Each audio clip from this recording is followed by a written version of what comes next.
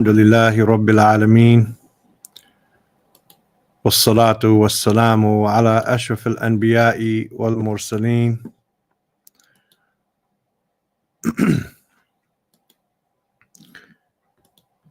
أما بعد.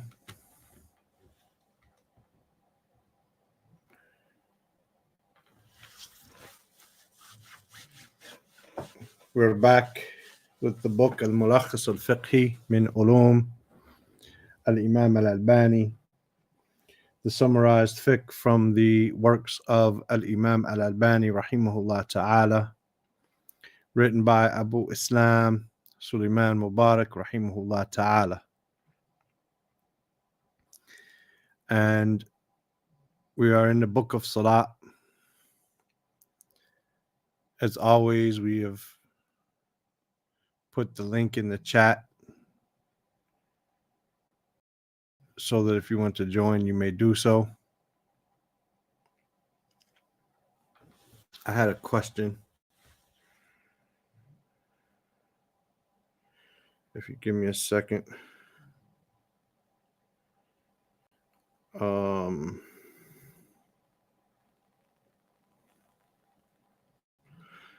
I was trying to remember what it was about. What is the ruling on bringing someone who... What is the ruling on bringing someone who is, if I remember correctly, musbil, shaving their beard to speak to the people and so on? Then these matters, of course, should be dealt with hikmah and with advice, not always condemning or berating. So,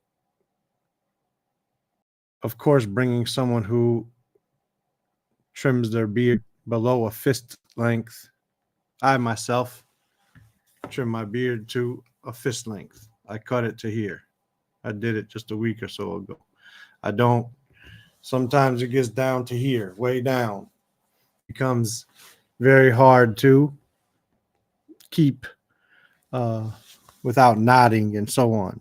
And I believe, after reading the works of the book of Sheikh Al-Albani on the issue and his argument on the issue, that this is the right way, and this is what some of the Sahaba used to do, as well as many of the Salaf. They used to trim it to a fist length.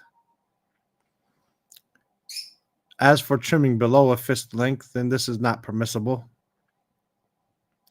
And shaving it definitely is not permissible.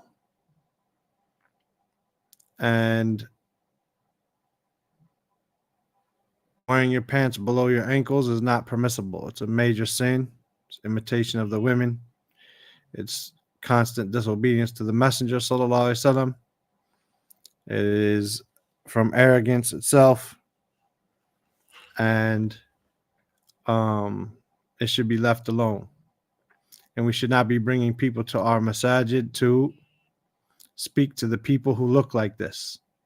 They talk about, can a person who shaves his beard call the adhan? Can a person who smokes or shaves his beard lead salat? Sheikh Al-Albani, in the book that we discussed here, talked about what happens if a person leads salat and he's musbil. He said his salat is correct, but he is sinning.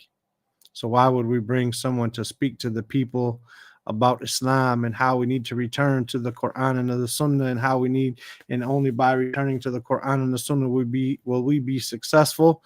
And yet these people are not following the Quran and the Sunnah. However, that is from the aspect of the people who are inviting them.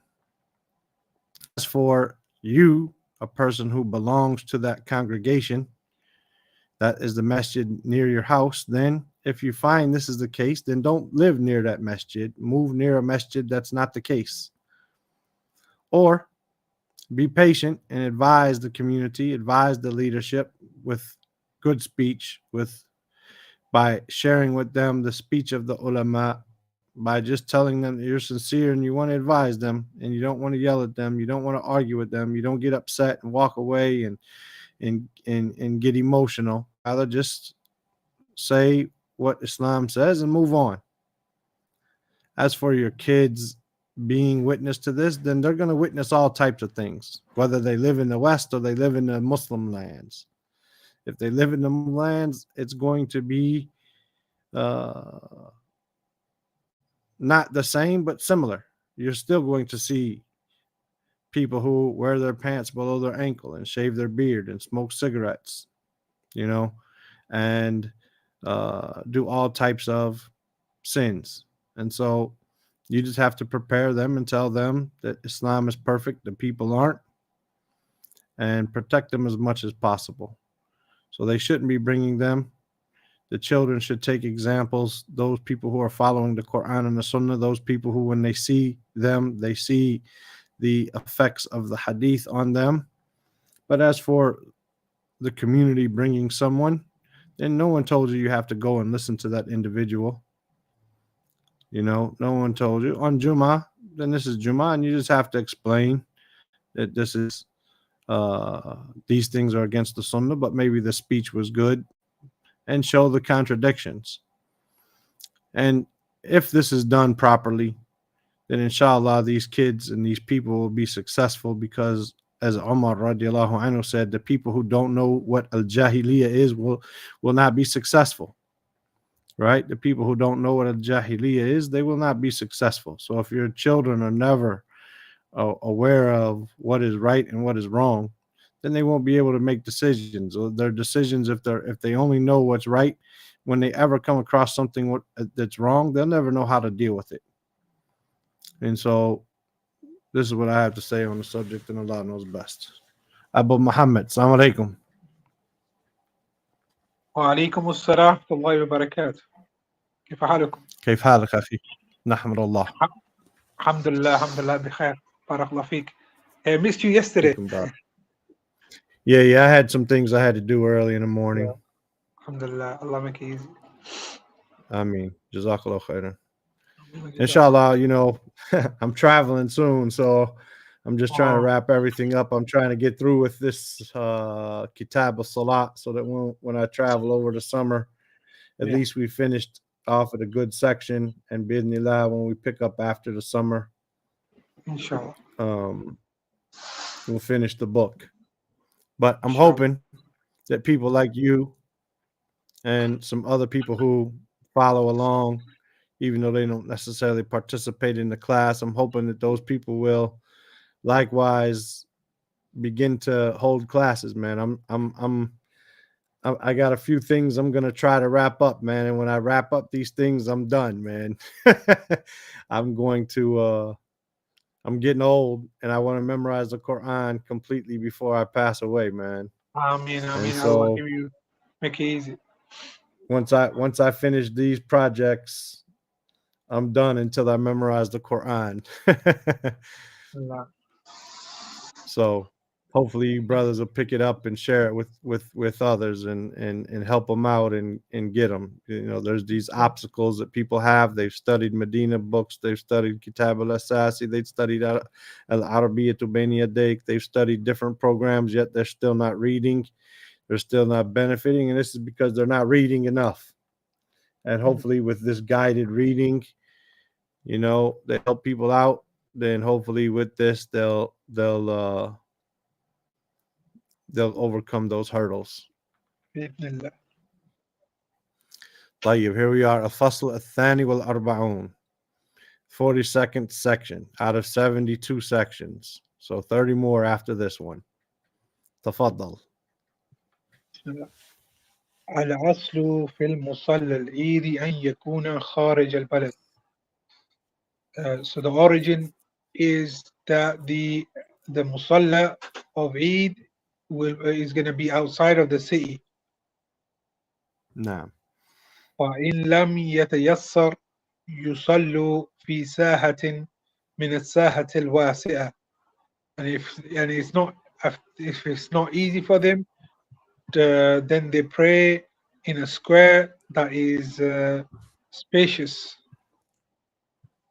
No, a big والمصلى open ليس area, right? yeah big open area. A park, a park, a parking lot, something that's big and open and spacious where all the people in the city can come, which shows us that the Eid should be one Eid in a city. La Mustaan. Wal Musalla. والمصلى ليس له تحية مسجد. So in the musalla you don't pray the tahiyatul masjid prayer. No. ولا صلاة قبلها ولا بعدها في المصلى, and there's no prayer before it or after it in the musalla. وإنما إن رجع You broke up. للبيت.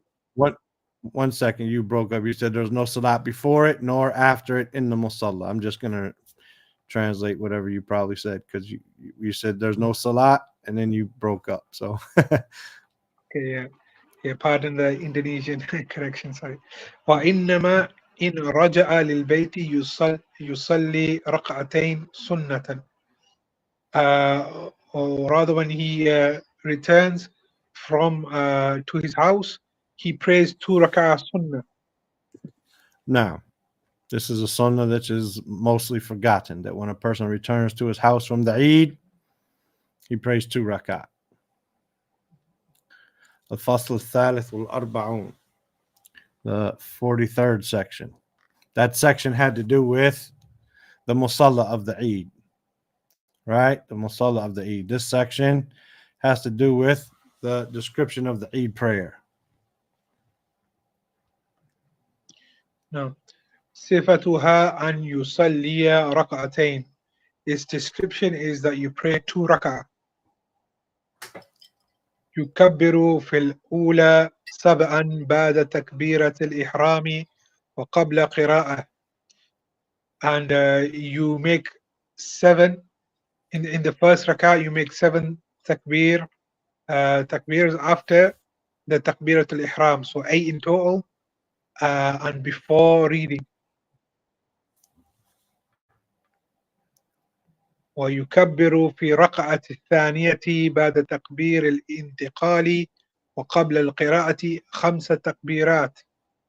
So in the second rak'ah, after the takbir of intikal, of the from moving or standing up, you make 5 takbirat, so 6 in total, including the takbir intiqal before reading. أو يكبر أربعا فكله ثابت في السنة. Or you make 4 takbir in the first rak'ah and 4 takbirat in the second rak'ah, and it's all established in the sunnah. No. ولا يرفع يديه في تكبيرات, and the hands are not raised while making the takbir. فلم يثبت ذلك, and that is not affirmed. ولا حرج من الذكر بين تكبيرات فيحمد الله ويثني عليه ويصلي على النبي صلى الله عليه وسلم. And there's no problem with making dhikr between the takbirat, so he praises Allah, so yeah, and he sends salam upon the Prophet sallallahu alaihi wasallam. No. So there's no problem because you kind of broke up again for a second. Maybe online it didn't, but on my side, like you said, it's the internet of Indonesia, this internet of Kuwait at the same time. Plus I live in a basement, so it doesn't help, right? Yeah. So there's no problem with making a dhikr between the takbirs by praising Allah subhanahu wa ta'ala and sending salat upon the Prophet sallallahu alayhi wa sallam. So we would say, for example, Allahu Akbar, Alhamdulillah wa salatu wa salam ala Rasulillah. Allahu Akbar, Alhamdulillah wa salatu wa salam ala Rasulillah. Like this.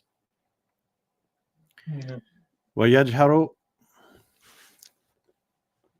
ويجهر بقراءة في الإيدين. So the reading is loud in the in the two Eids, so it's not a silent prayer. ويقرأ بسبح اسم ربك الأعلى وبهل أتاك حديث الغاشية. So, and in the two rakahs, it's like, so yeah, you read Surah Al-Ala and Surah Al-Ghashiyah. ومن فاتته صلاة العيد قداها ركعتين. So it's a bit like the Jum'ah in the reading, and then whoever misses the Salatul Eid, then he has to make up for it with 2 rak'ah. No. Because the Sheikh says it's obligatory, right? Yeah. Salat al-Eid with him is obligatory. So if you miss it, you make it up. Al-Fasl al-Rabi wal-Arba'un, 44th section. Section. Al-Udhiyatu ba'da salah. So the sacrifice is after the salah. وَلَا تُجْزِئُ قَبْلَهَا, and the person is not rewarded for it before the salah. Not really rewarded. It's not. Even though rewarded might be good. I mean, it might be sufficient. It's not counted, basically, not right? yeah. It doesn't count, right? Yeah. So what's the rule? Is that ajza yujziu? Ajza. Ajza yudziu. No. Okay. To count, basically, it doesn't. It's not counted in his behalf. Let's see if we can find a better word. But it has to do with rewarded. Sometimes it might mean that, but here it does not suffice, right? It does not suffice. I guess that's the best one, right? Yeah. It does not suffice before it, meaning it does not suffice as the udhiyah if you do it before it, before the salah. ومن ذبح قبل الصلاة فعليه أضحية أخرى. So whoever sacrifices before the salah, then upon him is to make another sacrifice after it. Yeah, again, I don't know. It's breaking up real bad. 1 second. ومن ذهب قبل الصلاة فعليه أضحية أخرى. So whoever slaughtered before the salat, then upon him is to make another sacrifice. Right? Udhiya, sacrifice, udhiyatun ukhra. He needs to make another sacrifice because the sacrifice, and again, this is because the sacrifice is an obligation for those who have the ability. This, I guess, we would call it waqt al-udhiya, the timing for the udhiya. Next section, al-khamis wal-arba'un, 45th, description of the khutbah or kayfiyat khutbat al-Eid, something like this. يخطب الخطيب بعد الصلاة القائمة. The khatib, he gives the khutbah after the salah while he's standing. ولا تكون الخطبة على المنبر وإنما قائم على الأرض. And the khutbah is not given on a minbar, rather the khatib, he gives it standing on the earth. ولا يشرع. I'm not sure if it's you or if it's me, Abu Muhammad, but in the Arabic and English, it's in and out. I'm going to try leave and come back and see if that makes it better. Sure. Inshallah. If you could do that, we'll try it maybe to make it better.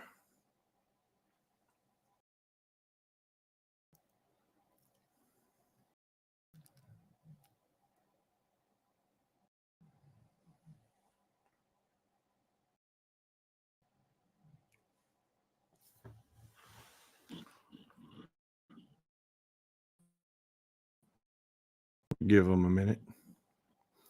I'll just read it while we're waiting on them. يخطب الخطيب بعد الصلاة قائما.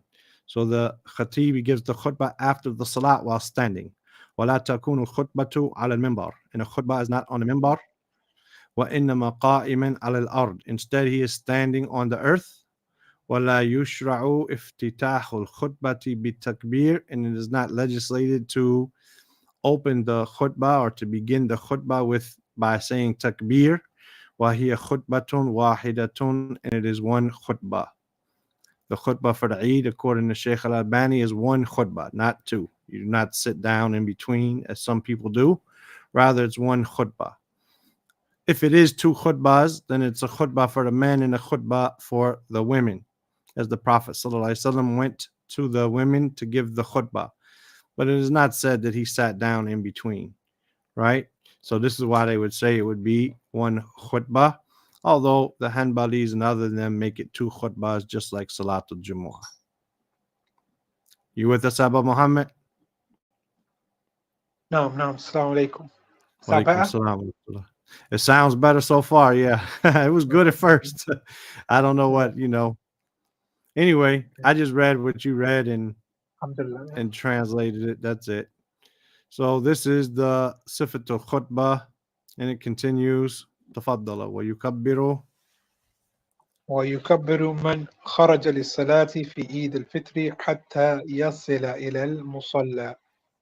And the one who leaves or goes out to pray the Eid prayer, he makes takbir for Eid al-Fitr until he arrives at the Musalla. حتى يقضي الصلاة, until he performs the Salah. Naam. Until basically Salat, until he performs the Salat, yes. فإذا قضى الصلاة قطع التكبير. So when he is performed the Salah, he cuts off the takbir. فلا يشرع الاجتماع على تكبير, and it is not legislated to make takbir in unison together. Now, so this is for the Eid al-Fitr, right? Whoever goes out for Eid al-Fitr, then he makes the takbir until he reaches the musalla and until he prays the prayer. Once he prays the salat, then he stops the takbir, and is not legislated to do the takbir in congregation, in unison. It doesn't mean it won't happen sometimes. It's natural that if you make takbir and I'm making takbir, that our takbirs, we might get in the same flow. But to be conscious so that we're not doing something in unison, there are different takbirat, because there's nothing authentic from the Prophet ﷺ from what he said. It's only from the Sahaba. Only the takbirat of the Eid are from the Sahaba, and there's a number of them, right? There's a number of them that have been reported from the Sahaba and the Salaf. And so as long as you're glorifying Allah with one of them, you don't have to say the same one. So if you say one Abu Muhammad and I say a different one, we'll never be in unison, right? And if we are saying the same one and we end up in unison, then, maybe I take a breath so that I'm behind you a little bit, and we end up not in unison. So here he's going to talk more in a Fasl As-Sadis wal Arba'un, the 46th chapter. He's going to talk more about the timings of the takbir. When do they start and when do they end? On what days are the takbir? When are they said? And again, he has an opinion here that most people are probably not aware of, because it contradicts the famous opinions that are spread today during the Eid days. يبدأ التكبير في عيد الفطر من بعد صلاة الفجر إلى وقت صلاة العيد. So the takbir begins from Eid al-Fitr after Salat al-Fajr till the time of the Salat al-Eid. Now, some people say that it begins for Eid al-Fitr from the time of the sighting of the moon, the night before. Some people say from the time of Fajr, right? But the Sheikh here, from the time of Fajr on the day of Eid until he prayed the Eid prayer. وأما في عيد الأضحى وأما في عيد الأضحى فمن فجر يوم العرفة إلى عصر آخر أيام التشريق. So as for Eid al-Adha, then it begins from Fajr of Yom al-Arafah, so that's the 9th of Dhul Hijjah, till the Asr of the last day of the Ayyam al-Tashriq. Is that the 13th of the Hijjah? Yes. Yeah, Yes. The days of Tashriq, the 11th, 12th, and 13th.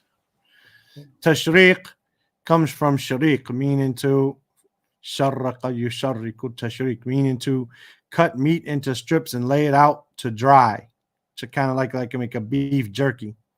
Because they didn't have refrigerators the way that we do now. So what they would do is they would cut the meat into strips and then hang it up to dry so that it would become, like I said, like a beef jerky or something. And this is how they used to preserve their meat. And this is what it's called. They would know they would be known as these days because this is what was being done and what could be seen in the cities.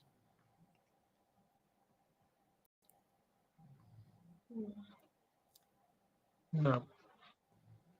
ولا يخصص التكبير دبر الصلوات. So, and the takbir is not specified for the end of the after the prayers or coming at the end of the prayer of Right. each prayer. And this is in contradiction to what we find most people doing. As soon as the Imam says Assalamu alaikum wa rahmatullah, Assalamu alaikum wa rahmatullah, you hear Allahu Akbar, Allahu Akbar, Allahu Akbar, La ilaha illallah, like this. You know, they leave off astaghfirullah, astaghfirullah, astaghfirullah, Allahumma anta salam wa minka salam. They leave this off and they go to a takbir. And the Sheikh is saying that there is no evidence for this. This is not to be done.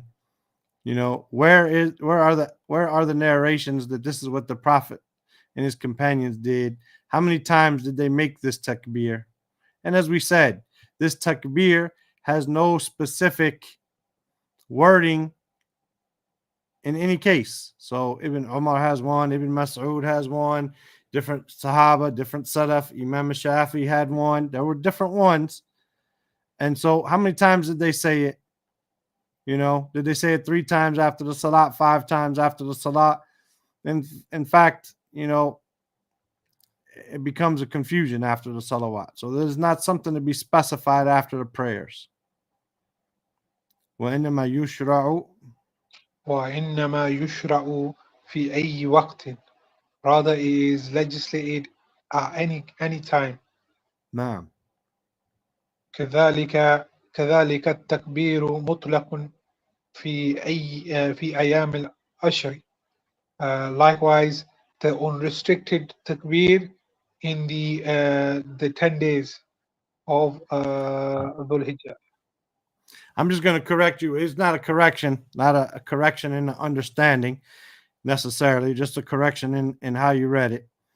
وكذلك التكبير مطلق. Likewise, the takbir is unrestricted. It's not mutlaq here is not an adjective. It's basically a khabar, right? Okay. At-takbiru mutlaqun. The takbir is unrestricted, Yeah. right? The unrestricted takbir would be a takbirul mutlaqu, right? Just there's no real difference in meaning. No real difference. There's a difference, but no real difference. But he's basically saying the takbir is unrestricted in the 10 days, meaning in the first 10 days of Dhul Hijjah, you should be reciting a lot of takbir. What they do is the people make it mutlaq in the first 10 days, and then on the Eid and after that, they start to do it muqayyid, as he's going to talk about real quick in a second. Muqayyid after the salawat, right? And there is no such thing as, according to Shaykh al-Albani, a takbir mutlaq wa takbir muqayyid. Rather, all the takbir is mutlaq. نعم ولا يقيد ولا يقيد بعد الصلوات, and it is not restricted to after the 5 daily prayers. نعم. So this is أوقات التكبيرات basically. ولا يشرع الفصل السابع والأربعون 47. نعم لا يشرع تخصيص زيارة قبور يوم العيد, and it's not legislated to specify a visitation of the graves on the day of Eid. نعم. ولا حرج من إظهار السرور في الإيدين, and there is no problem with showing happiness in the two Eids. No. وكذلك لا حرج من تحية بقول Tahniya. Tahniya.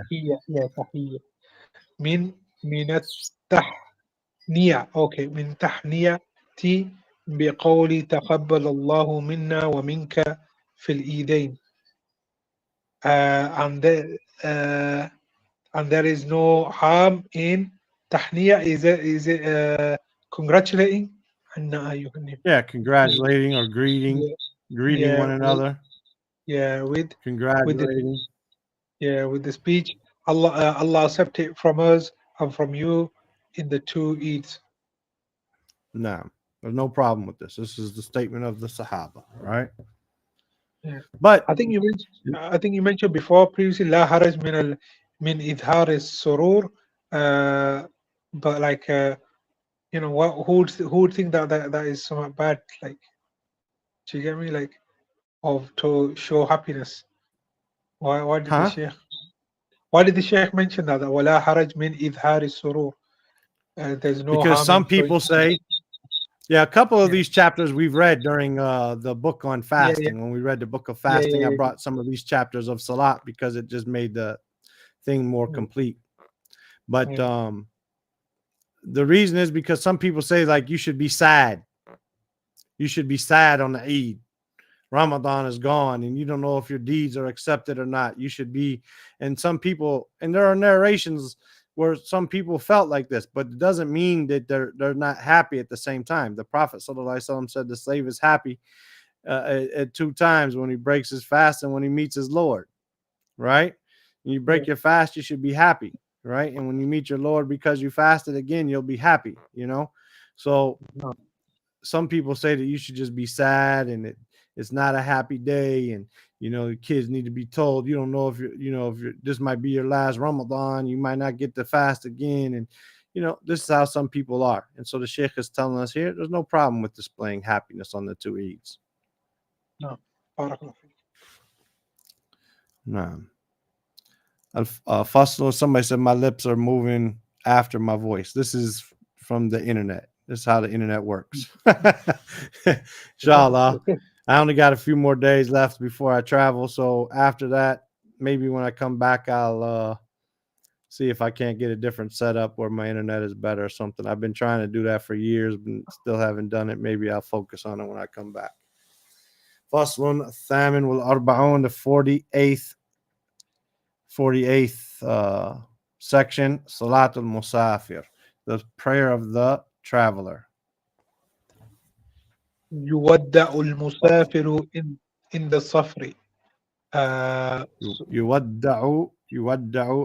We just didn't hear you. At least I didn't. Yeah, يودع المسافر عند السفر. yeah.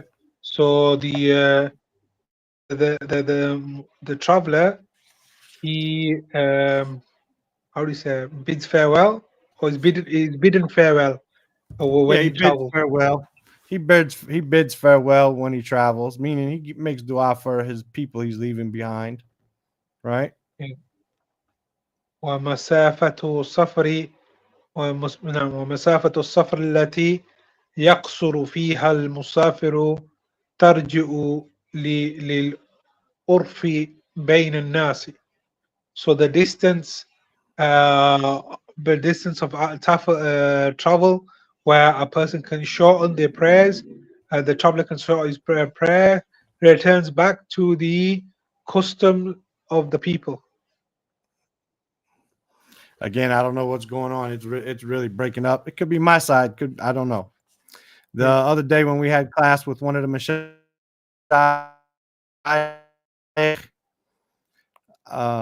there was a big problem with the connections and this and that, and all I could hear was the translator. And I'm the one with the room open. All I could hear was the translator, and I couldn't hear the sheikh, but the translator kept translating. So I'm like, okay, I guess he can hear the sheikh. And online, I went online so I could see what was going on, and everything could be heard, but on my side, I couldn't hear the translate. I couldn't hear the sheikh, but I could only hear the translator. And the I could see the sheikh's picture, but I couldn't see the translator's picture, and it was just all messed up. So I don't know what's going on. My computer is not full or anything. It's up to date, so I don't know what it is. Anyway, No, let's read this it might, sentence again. وَمَسَافَةُ السَّفَرِ. Huh? yeah, it might be my end. Sorry, yeah, it might be my end as well. Yeah, Uh, yeah. It could وم- could be a combination. yeah, yeah. ومسافة وما السفر هي تفضل. ومسافة السفر التي يقصر فيها المسافر ترجع لعرف بين الناس.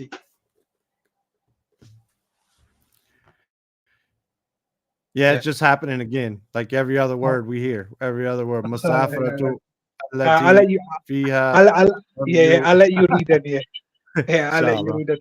Yeah, I'll read for a little while, inshallah. Al musafatu safari, the distance of traveling, allati yaqsuru fiha al musafiru, which the traveler shortens during it. What is the distance that he must travel?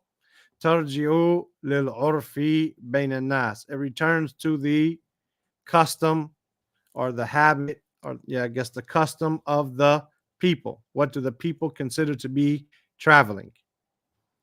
So some people might say going from one state to another is traveling.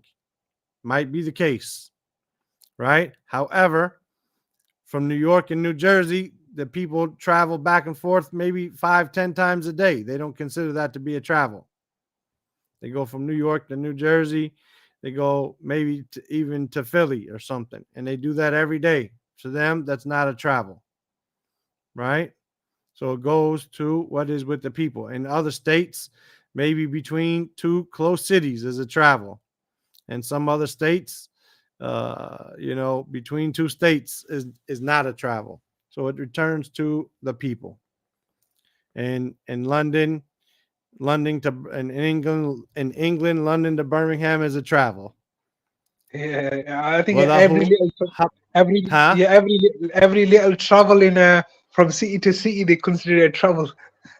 In the No, UK, yeah, it's very Allah Mustaan.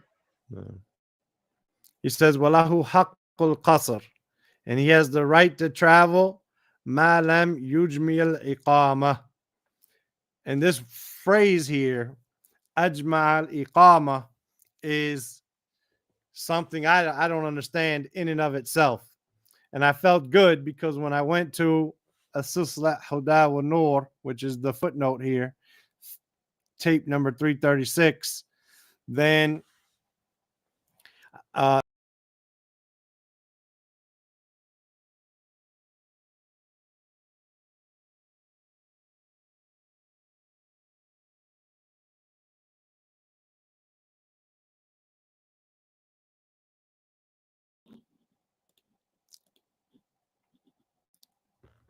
I don't know what happened.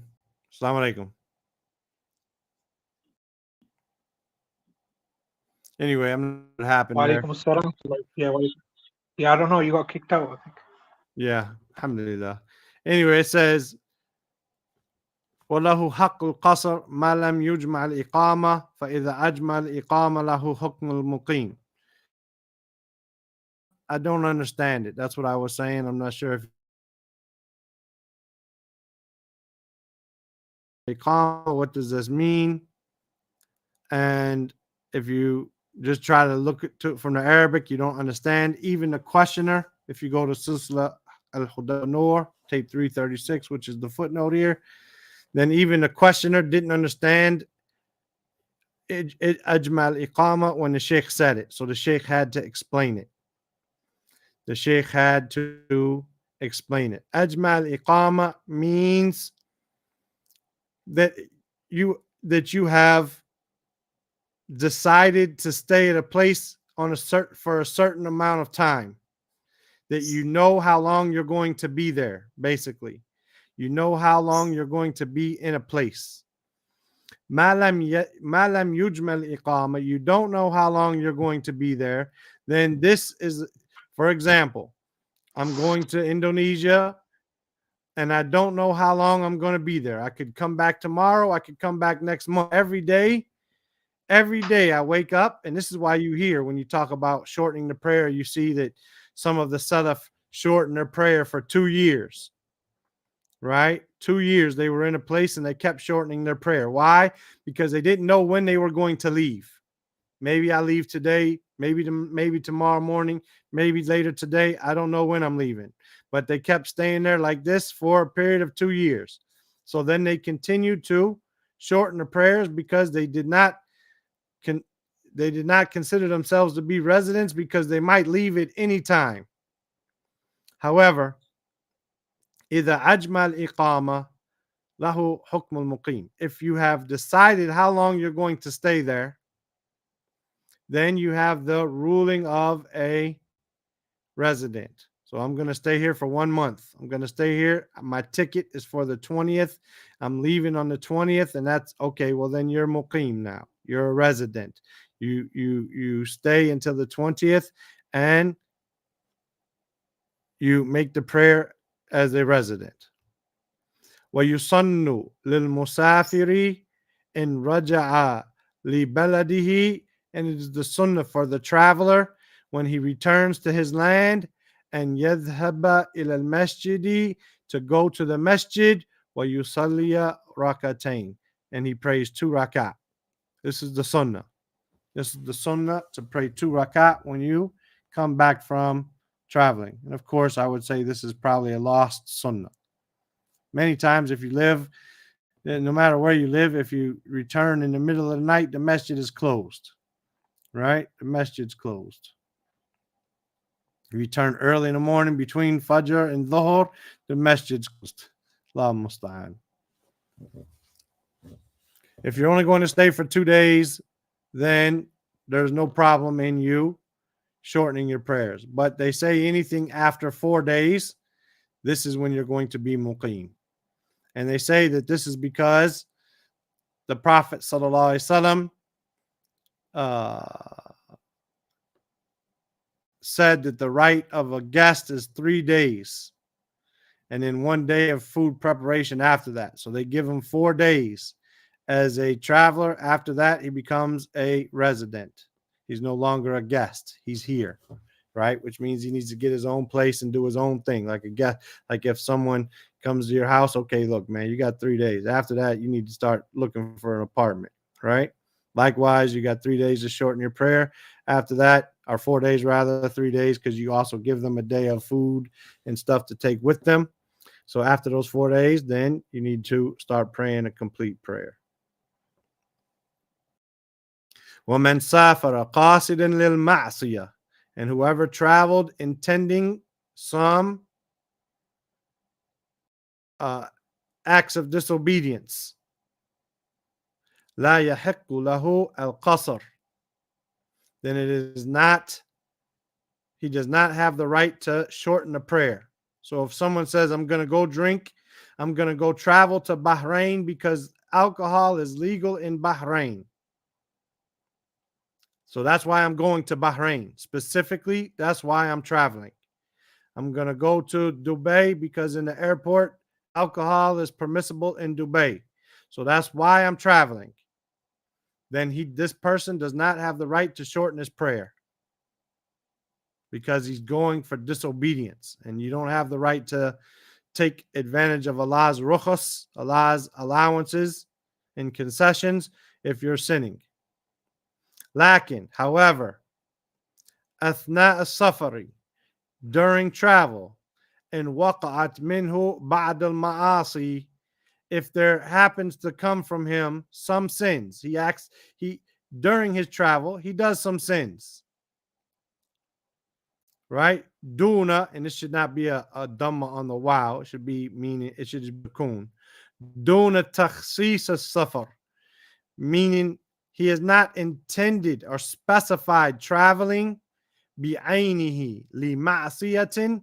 He has not specified the traveling itself to do some disobedience. فَيَحِقُّ لَهُ الْقَصْرُ, then this person, he has the right to shorten the prayer. Meaning, a person who travels, he's not traveling in order to commit sins, right? He's not going to a land to drink. He's not going to a land to gamble. He's not going to a land to commit zina so that he goes somewhere where no one knows him, right? Then this person has the right to travel, even if, I mean, to shorten his, he has the right to shorten his prayer. He's not traveling for these reasons. He's not traveling for sin. That's not his purpose of traveling, to sin. Even if he drinks or he commits zina or he gambles or does whatever he does while he's traveling, if his intention itself was not to do these things, but he falls into these things, then this person has the right to shorten his prayer. I hope that's clear. If I travel daily for about 2 hours, which is 60 kilometers for work, can I shorten my prayer? What do the people in your area do? If they travel 60 kilometers every day, do they consider that traveling? If they consider that traveling, then you can shorten your prayer. If they don't consider that traveling, then you don't shorten your prayer. Whatever the people in your area consider that to. If you're by yourself, if you're the only Muslim, then you need to move where the Muslims are, and then you have an urf, inshallah. If there's any questions about this traveling for sin or not traveling for sin, but still committing sin, let me know, inshallah. I hope it was clear. وَيُصَلِّي الْمُسَافِرُ صَلَاةَ اللَّيْلِ, and the traveler prays the night prayer. Well, witr, not water, but witr. It's a typo. It should be a kasra on the wow. Well, witr, and he prays witr. Was sunnat al-fajr, and he prays the sunnahs of fajr and ad-duha, and he prays salat al-duha. So the traveler, he leaves off the sunan al-rawatib. He leaves off the sunnah prayers which are connected to the 5 daily prayers, except the salat al-fajr. He still prays those sunnahs of fajr. He also prays qiyam al-layl. He also prays witr, and he prays ad-duha. وَيُكْرَهُ السَّفَرُ وَحِيدًا, and it is disliked to travel by yourself. It is disliked for a person to travel by himself. The Prophet ﷺ said, one traveler is one shaitan, 2 travelers are 2 shaitans, and 3 travelers are a jama'ah. They're a group. Right? وَيَجِبُ التَّأْمِيرُ فِي السَّفَرِ, and it is obligatory to appoint someone as the emir. If there's 3 or more of you traveling, then one of you should appoint the other, someone from amongst them, as the emir. He's the emir. He's in charge. He says when we stop. He says when we go. He says where we stop. He says how long we stop. He says, are we going to pray now or are we going to pray later? He's in charge. He makes the decisions. You should have an emir amongst you. This is the importance of an emir. This shows that we don't overthrow somebody every time we don't like something, right? The next section, the section above was dealing with Salatul Musafir, right? This is 49. إِذَا أَمَّا الْمُسَافِرُ الْمُقِيمِينَ. This has to do with the imam of the musafir, the imama of the musafir. So if the musafir, the traveler, ammal muqimin, if he leads the people who are residents in salat, meaning he leads them in salat, yaqulu, he says, atammu salatakum, complete your prayer, fa inna qawmun safar, for indeed we are people of travel. We are traveling people, right? We are people of traveling. We're traveling people. So he should say this. وَيَكُونُ بَعْدَ السَّلَامِ. So if the traveler, he prays, and behind him are those who are residents. So he's shortening his prayer. The imam and the people behind him have to complete their prayer because they're residents.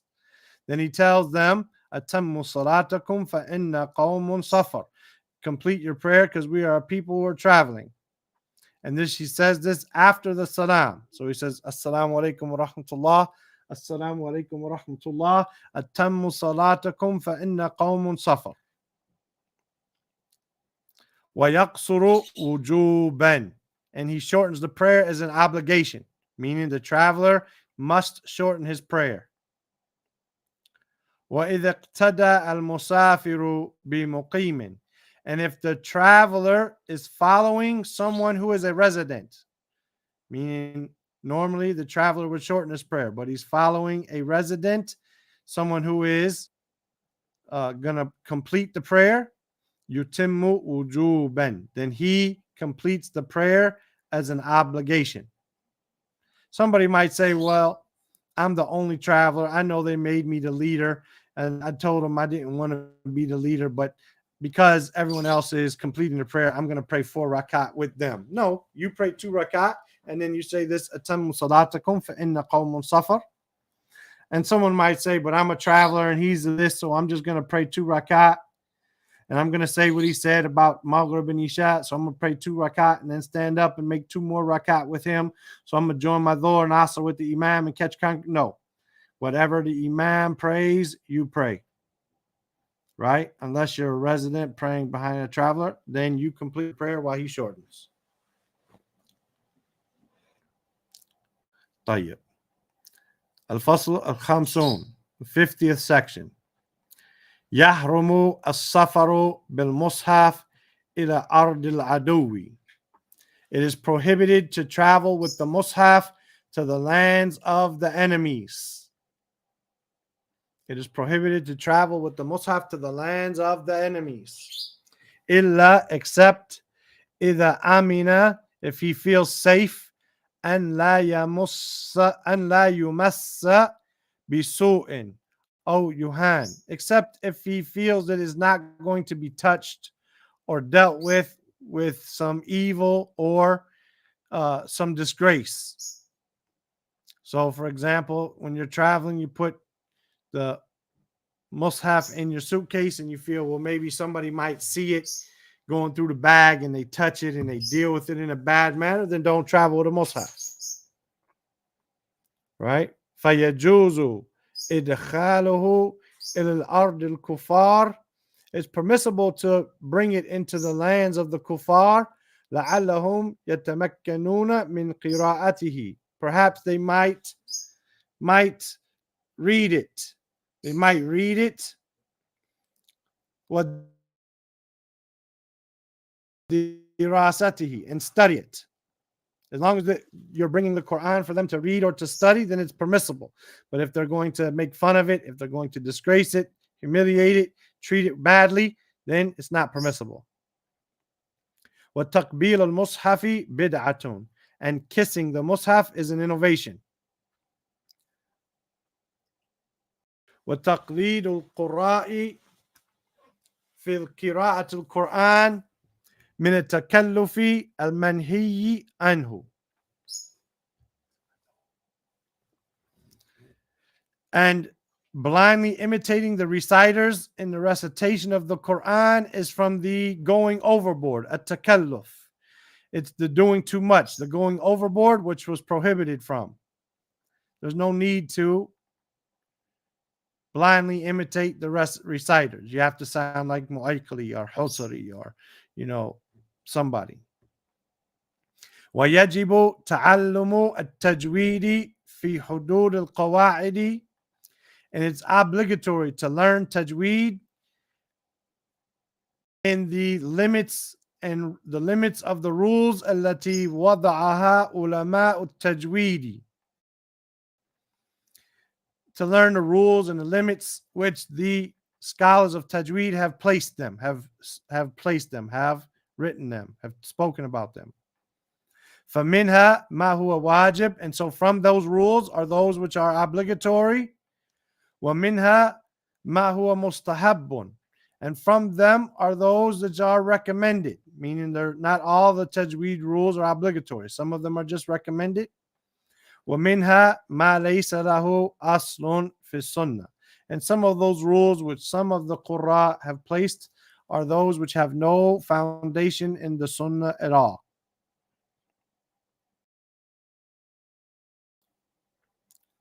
Section, and we'll leave it at that. Inshallah. It's almost 6 o'clock. We'll leave it at that. Tayyib, any questions?